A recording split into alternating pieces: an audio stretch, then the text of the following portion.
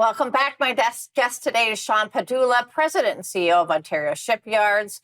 Shaun, in the announcement of major infrastructure, which is great for the economy, but how do we make sure that small and medium-sized businesses are included in that infrastructure dollars? Because we've seen in certain programs where the small to medium-sized businesses were kind of shut out. So how can we ensure that we include them in that supply chain? Absolutely. So we talked about my career just getting into the interview. I spent a lot of time in shipyards all over the world. And one of the things that I noticed in Europe or in Asia was that they leaned heavily on their supply chain. So there was a ton of work done outside of the shipyards that essentially became assembly points. That would be our strategy at Ontario Shipyards.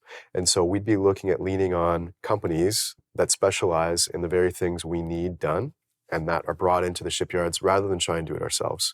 So when you look at specialized coating companies, when you look at steel, cutting and bending, those are all things that if you look at what we're doing now on big vessel life extensions or new builds, we don't take that in-house. We're trying to spread the love, so to speak, around the region. And I think that that's something that many companies can look at if you want to take advantage of specialization within this economy. Great. And Shaun, I know that your company has been great in innovation. And why don't you tell us a little bit about some of the innovative things that Ontario Shipyards has done? Absolutely. So very recently, we are engaged currently in a vessel life extension. We just completed one. As of yesterday, it has been finished. But we literally cut out the side of a ship and removed the existing engines and replaced with new engines. And these were vessels that were not designed for that type of work. And so I think that there was a lot of innovation and engineering that went into that was incredible. But as I said, our future is in shipbuilding. And so we've partnered with Vard, another Canadian engineering firm, as well as some incredible companies across the country and mainly here in Ontario. And so there's some secrets and some surprises that I can't wait to tell you on the next time I'm on the show, but lots of innovation. Amazing. So Canada is facing some major headwinds. We've got the Trump tariffs, a lot of uncertainty. How do you see this playing out, and how can this strategy kind of buffer from external forces? So I think what we're seeing across the board on a macro level are, the initial impacts of this trade war, which I don't think any of us want to see.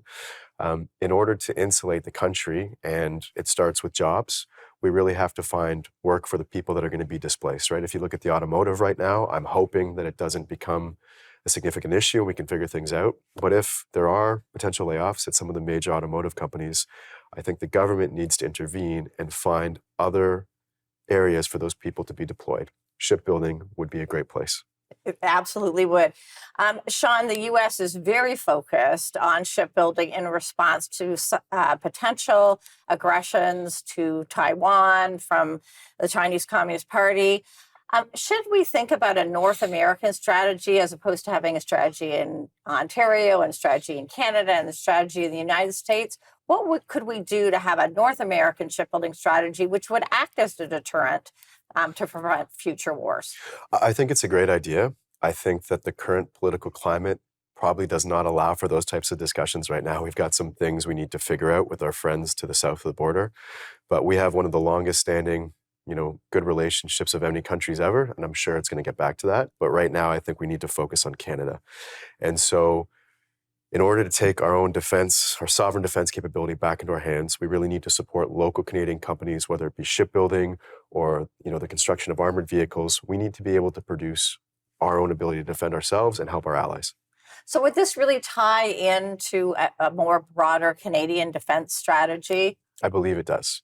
If we talk about the Ontario Shipbuilding Grant, I think that the purpose and the objective of that grant was to get Ontario to a level playing field with some of the other jurisdictions in Canada, which are heavily supported by not only the federal government, but their provincial counterparts. And so I think Ontario's recognized that and is really there to support so that we can build out that defense capability within Ontario. And there has been, when you look at the Canadian shipbuilding program, there's been a lot of criticism, and a lot of it is unfair criticism on the shipbuilding program. How do we get the message out that how important shipbuilding is to not only the Ontario economy, but the Canadian economy, bringing revenue into Canada? And we just have about 30 seconds left. Not a problem. I think it all has to do with communication. So there's been tremendous amount of challenges. The reality was the shipbuilding sector in Canada had died for many years and needed to be rebuilt. And so some of the struggles you've seen on the East Coast, West Coast, and now more recently in Quebec, I think are just growing pains. I think that we've learned a lot of lessons from that and potentially don't need to have those same issues. Okay, great. We're going to hold you there. We're going to go to break. You're watching Canadian Innovators. Don't go away.